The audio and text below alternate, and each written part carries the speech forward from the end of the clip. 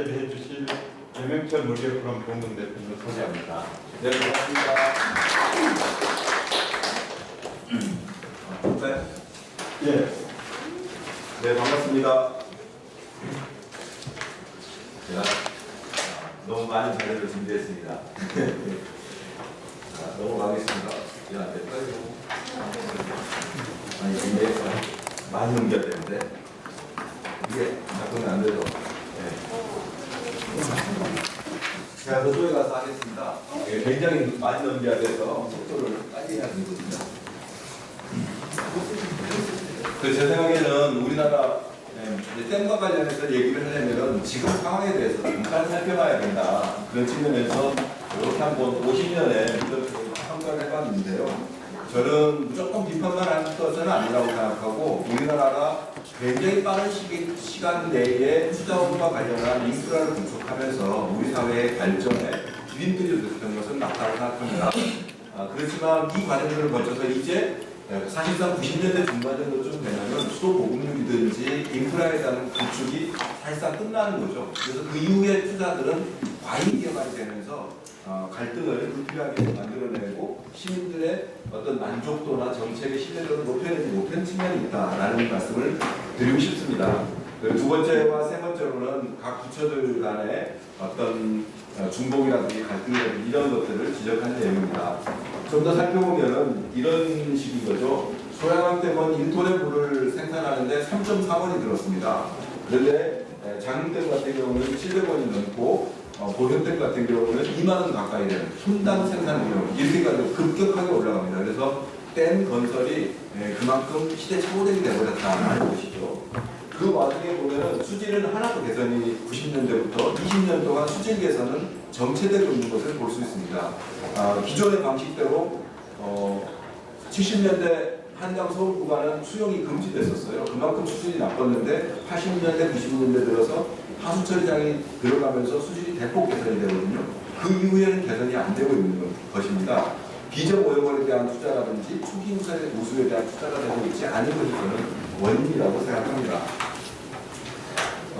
전국에 34,000개에 걸친 횡단 구조물들 그리고 80%에 이르는 하천 제방의 건설 이런 부분들 때문에 하천 생태계는 그 어떤 것보다도 생태가 좀 최악인 이런 상태고 이 과정에서 수돗물의 음용률은 1%밖에 되지 않는 이런 것이죠.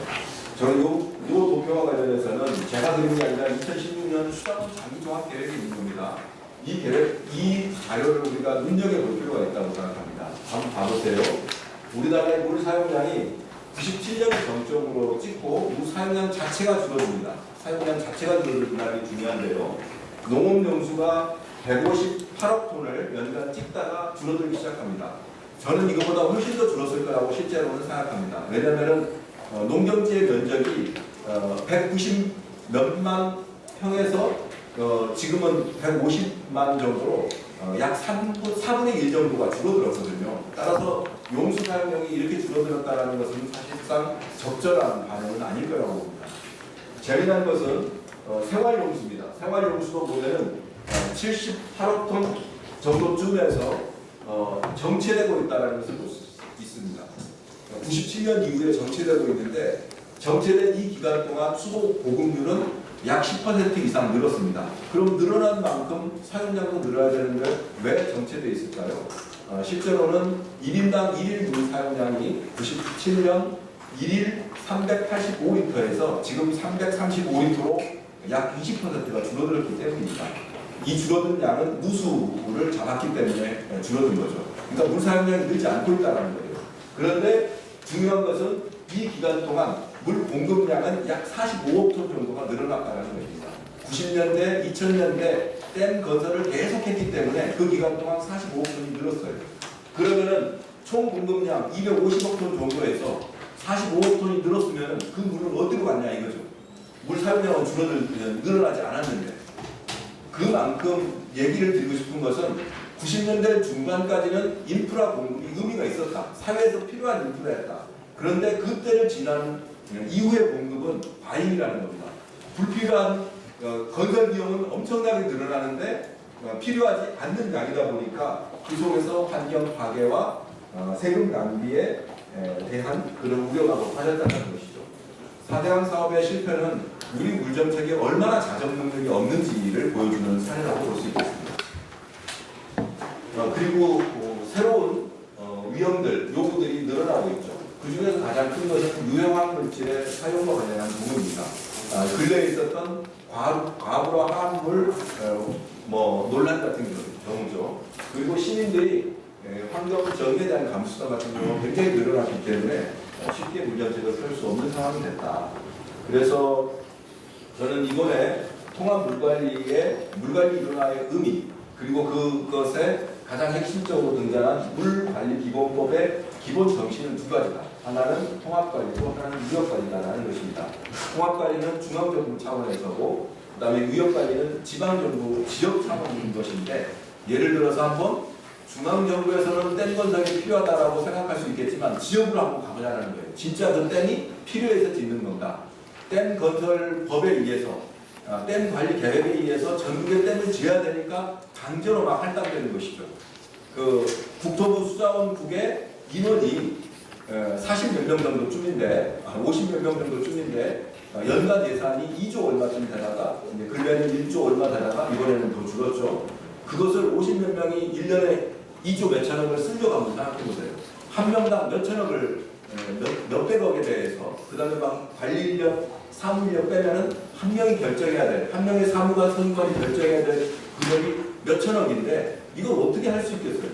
따라서 이분들이 돈을 쓸 수 있는 방법은 큰 댐이나 대규모 제방이나 이런 것밖에 없었던 거죠. 따라서 그 정책들이 현장에서는 더 이상 수요가 없는 그런 상황이 되다 보니까 이제 갈등이 만성화되는 그런 상황이 됐다는 거죠. 댐 관련해서 한번 키워드 분석을 한번 해보세요.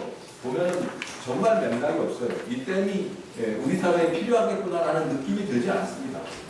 댐 건설로 하게 되면은 상당히 부정적인 의견들이 등장이 됩니다.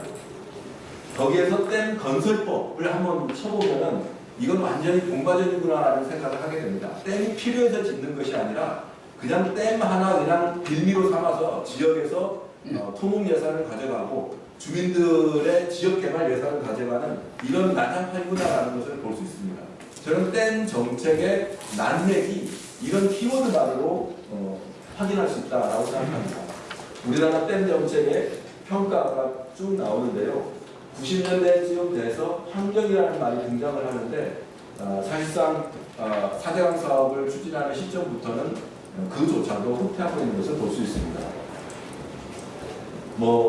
댐 장비를 설명하기 위해서 나온 자료들 같은 경우인데 보면은 댐과 관련해서 별로 이제 더 이상 효용이 없다라는 것을 확인을 하고 있음에도 불구하고 결론은 무조건 댐 건설이에요.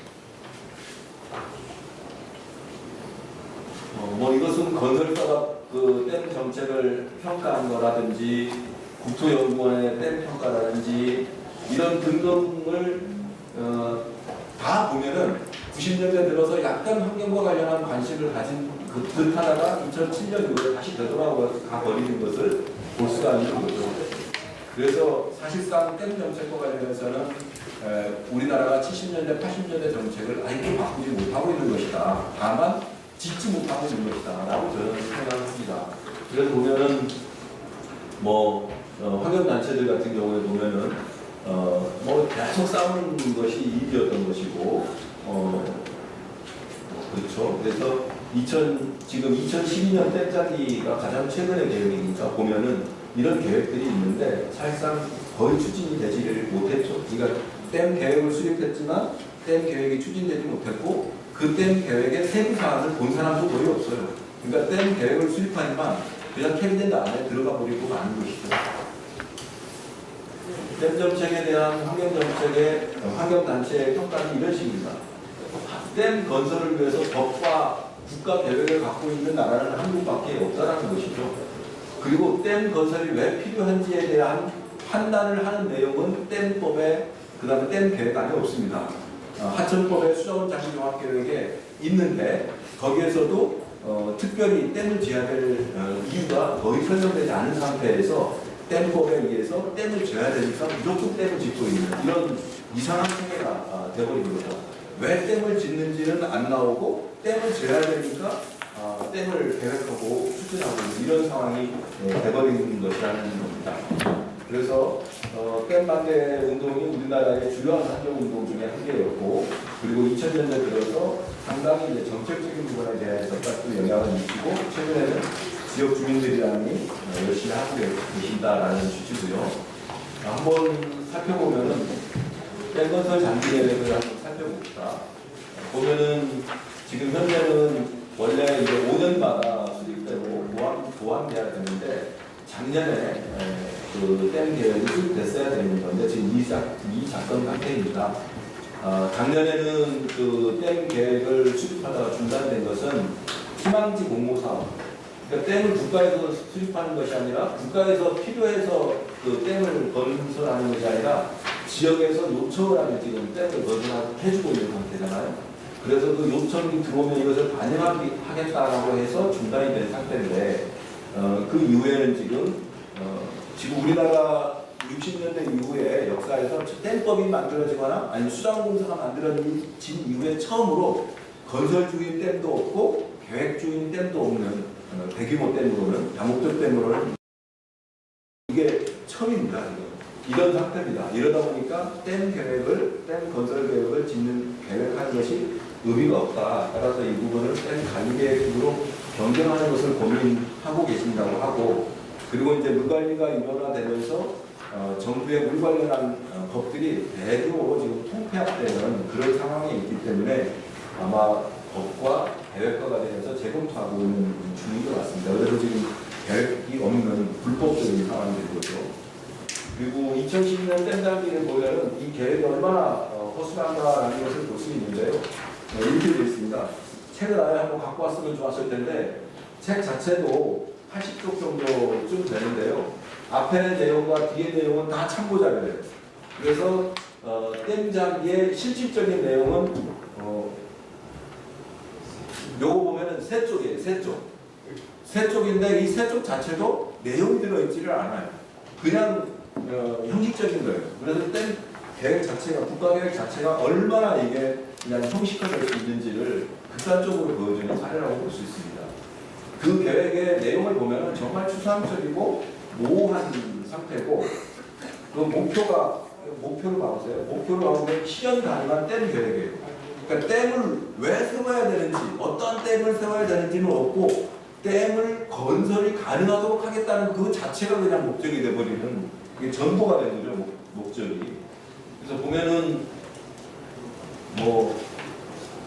하여간 실행 과제도 보면은 당위적으로 이렇게 이런저런 것들 때문에 해야 된다라고 했는데, 댐 그 사업의 방향이라든지 주체라든지 하여간 이런 부분과 관련해서 거의 내용이 없는 상태가 되어버렸다라는 것입니다.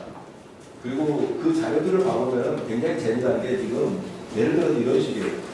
홍수를 막기 위해서 댐을 져야 된다라고 하잖아요. 그래서 홍수를 막기 위한 자료로서 이렇게 제공을 합니다. 홍수 피해액을. 근데 이 자료가 2006년까지밖에 나오질 않아요. 태풍 유엔이냐 피해까지밖에 안 나오고 그 이후에는 안 나옵니다. 왜? 태풍 피해가 그 이후에는 거의 발생하지 않았기 때문입니다. 그러니까 태풍 피해가 발생하지 않으면은 댐 건설의 필요를 설명하기 어려우니까 자료를 이런 식으로 선택적으로 제공하고 있는 거죠. 그 다음에 이 부분은 가뭄 피해와 관련해서 댐 건설이 필요하다고 딱 주장하고 있어요. 그런데 가뭄 피해액은 나오지가 않아요. 왜냐? 가뭄 피해액을 막상 계산하면 얼마 되지 않고, 그 중에서도 또 댐으로 막을 수 있는 가뭄 피해액을 따지면 정말 계산이 안 나옵니다. 그러니까 가뭄을 핑계대지만 가뭄과 관련한 구체적인 피해 내용과 그것을 저감할 수 있는 댐이 어떤 수단인지에 대한 설명은 나오지가 않게 되는 것이죠.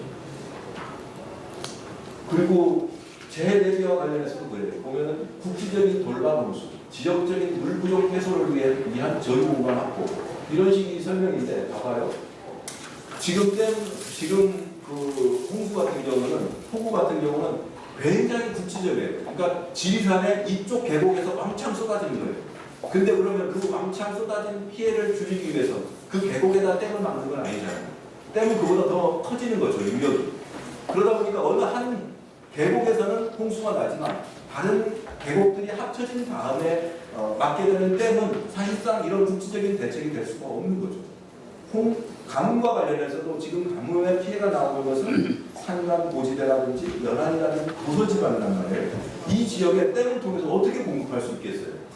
이거 논리 자체가 굉장히 불합리해질 수밖에 없는 그런 상태가 되는 것이고, 보면은 환경과 조화로운 투자원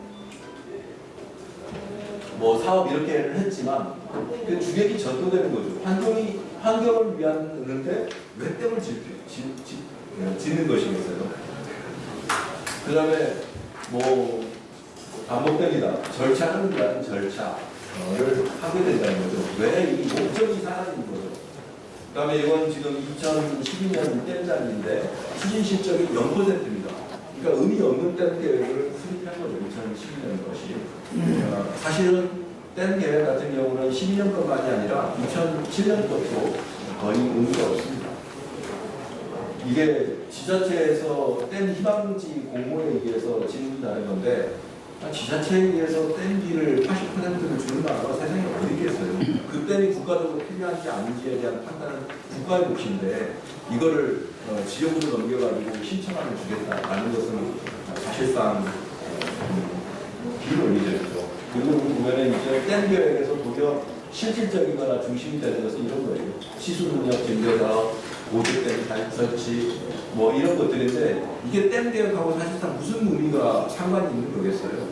그래서 지금 현재 댐 관련한 사업은 몇천억에 해당하는 이 사업 비용은 사실상 댐 건설과 관련한 것이 아니라 그냥 관련한 어떤 업체나 기관들이 유지하기 위한 수단으로 지금 사용되고 있는 거라고 볼 수가 있겠죠.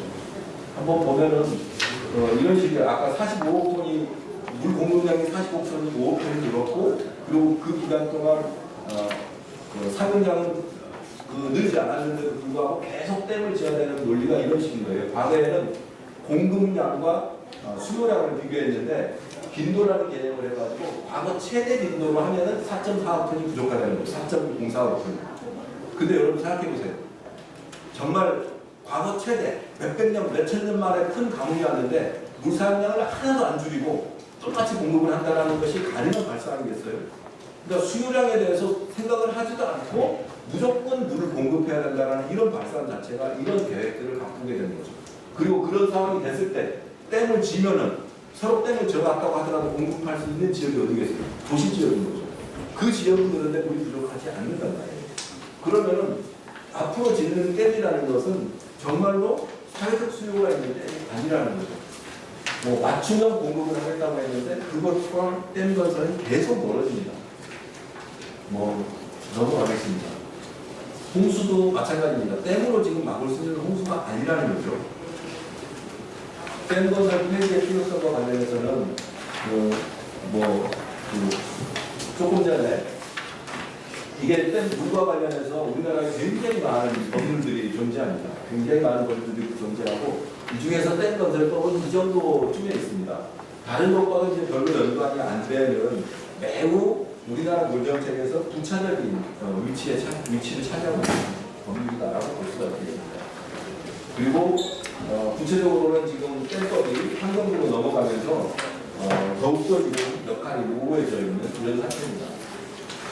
댐 건설법을 살펴보면은 댐 장기의 수립, 그 다음에 댐의 사용권과 관리, 그 다음에 지역 주민 지원, 이 세 가지의 내용으로 구성되어 있음을 볼 수 있습니다. 그런데 이미 계속 말씀 올린 것처럼 댐 장기 계획은 더 이상 수립할 필요가 없다라고 말씀을 올렸기 때문에 한 가지 이유가 없어진 거죠. 그 다음에 두 번째 댐 사용권과 관리, 이것은 굳이 법률로 존재할 만큼 큰 덩어리가 아니고 사실상 저는 시행령으로도 충분할 것이라고 보고 하천법이라든지 이런 쪽으로 통합되는 것이 바람직하다고 생각합니다. 세 번째는 지역주민 지원, 지역주민 지원을 위해서 댐법을 만든다. 이것은 매우 타당하지는 않죠. 그래서 다시 한번 반복하겠습니다만 댐법과 댐 장기 계획은 댐의 필요성을 검증하는 것이 아니라 댐 건설 자체가 목적인 상황이기 때문에 신규 댐 수요가 없어지고 댐법 없어지는 지금의 상황에서는 그 댐법과 댐장애가 불필요하다는 말씀을 올리고 싶고, 그 다음에 댐 건설법의 또 다른 주요 내용인 사용권의 설정과 비용 분담 등은 이건 정말 문제입니다. 제가 봤을 때는 수공을 위한 온갖 특혜로 버무려져 있는 것이에요. 이 부분과 관련해서 하다못해 시장의 경쟁이라도 도입될 정도가 된다면 이렇게 터무니없을 수가 없다. 이렇게 터무니없는 그 수자원 공사의 막개발이나 마구잡이 사업이 존재할 수 없다는 겁니다. 최근에 확인된 것이 그 한수원에서 관리하는 수력댐이 16개가 있습니다. 팔당댐, 유감댐, 춘천댐 이런 것들이죠. 그 16개 중에 15개가 적자라는 것이 확인이 됐고 2017년 한 해 동안 나온 적자액이 2,360원입니다. 어마어마하죠. 이 적자폭은 계속 지금 급속도로 늘어날 예정입니다. 그런데 그 국토부의 수자원 공사의 댐들은 적자가 안 나고 있습니다. 왜 그럴까요? 아까 그 3.3원으로 생산한 그런 댐들과 그 다음에 19,000 얼마가 들어가는 고연산 댐들 같은 경우를 다 비용을 합쳐가지고 그것의 평균을 매겨가지고 그것으로 댐 원가로 돈을 공급을 하면서 돈을 받고 있기 때문에 적자가 나는 댐들이 어디가 적자가 나는지에 대해서 분식회계가 되어 있기 때문에 알 수가 없게 되는 겁니다. 어떻게 한수원 댐들만 이렇게 적자가 나겠어요? 그리고 수공댐이 어떻게 그렇게 큰 흑자를 낼 수 있겠어요? 이것은 국가의 엄청난 특혜와 분식회계가 만들어놓은 착시라는 것입니다. 따라서 이 댐 사용권의 설정과 관련한 부분들은 전면적으로 개혁이 이루어져야 될 부분이라고 저는 생각을 합니다. 그리고 주민 지원과 관련한 그러니까 주민 지원과 관련한 내용만 남는데 이걸 위해서 댐법이라는 이름으로 있을 이유가 없다라고 저는 생각을 합니다. 그렇습니다. 그러니까 특별히 하나 더 그 영향댐과 관련해서 주민들을 계속 범죄자로 만들었던 규정이 이 부분입니다. 댐과 관련해서는 토지의 출입 등과 관련해서 벌칙 규정이 있어요. 주민들은 자기 지역에 갑자기 댐 공사가 발표가 되면은 자기 땅이 아니게 돼요. 그곳에 언제든지 와가지고 조사를 하고 시설물을 설치할 수 있도록 되는 것이에요. 댐이 그렇게 중요한 시설입니까? 이것을 위해서 기본적인 사유재산이라든지 국민들에 대한 인권을 침해하는 이런 상황이 발생하는 것이 가능한 일입니까? 따라서 이 댐의 철폐의 필요성은 이런 형태로도 저는 확인할 수 있다고 생각이 됩니다. 댐 반대 운동들을 이렇게 쭉 해왔고요. 그래서 저는 댐법을 폐지해야 된다. 댐 장비는 삭제하고 댐 관리와 사용권은 하천법이나 물환경법, 수자원 조사법 등에 통합하고 주민 지원 내용도 이걸 폐지해야 된다라고 합니다만은 친수법이랑 통합해서 비용과 주민 지원법 등으로 개편하는 것이 어떤가 저는 이런 생각입니다. 환경부로의 물관리 일원화 과정에서 댐 건설 및 관리 연구를 대폭 폐지하고 수공의 역할도 조정해야 된다고 생각합니다. 유역의 통합적 관리, 지역 도시계획과의 연계, 환경보호에 기여하는 방향이어야 된다고 말씀드리고 싶고요. 댐 관리와 지금 현재 댐 건설법입니다. 그러니까 건설과 관련한 규정만 있는 거예요. 그래서 관리와 폐역에 관한 규정이 지금 현재 없습니다. 따라서 새로운 법률 체계에서는 폐역 계획도 함께 제출하게 해야 되고 신규댐을 건설하겠다고 만약 한다면은 그 다음에 기존 모든 구조물에 대해서 30년이 되면은 평가를 해서 유지할 건지 철회할 건지 폐역시킬 건지를 결정해야 된다. 이것은 제가 파격적인 것이 아니라 미국에서 이렇게 하고 있는 거죠. 그래서 미국에서는 댐 철거가 이 30년에 걸릴 댐들에 대해서 이루어질 수 있게 되는 거예요. 그리고 일이 없어지는 게 아니에요. 수공이랑 환경부 같은 경우는 댐 해체에 대한 매뉴얼이라든지 시민 참여에 대한 방안이라든지 댐 계획의 타당성을 검증하는 거라든지 이런 업무들을 돌려야 되지 않겠나 싶습니다. 마지막으로 댐 정책에 대해서 전면적인 검토가 필요한데 계획의 수립, 집행, 결과의 평가 과정을 투명하게 공개하고 객관적으로 검토할 필요가 있다. 이런 일을 위해서 다양한 공간에서 소통해야 되고 따라서 오늘 아주 좋은 일이고요. 또 박사님께서랑 이게 오셔서 함께 토론해 주시는 것도 매우 감사하게 생각합니다. 댐 정책의 주체, 가치, 방법, 형식 등에서 전반적으로 검토를 해야 된다. 그래서 정말 우리 사회에 댐이 필요 없다는 얘기가 아닙니다. 필요한 댐을 더 효율적으로 관리하고 그리고 정말 그렇게 또 관리가 돼야지 새로운 댐도 들어올 수가 있다. 지금처럼 막 좀 억지를 부리듯이 추진하게 되면은 사회적으로 갈등만 커지고 비용이 커지니까 반성할 필요가 있다 이런 얘기를 드리고 싶습니다. 고맙습니다.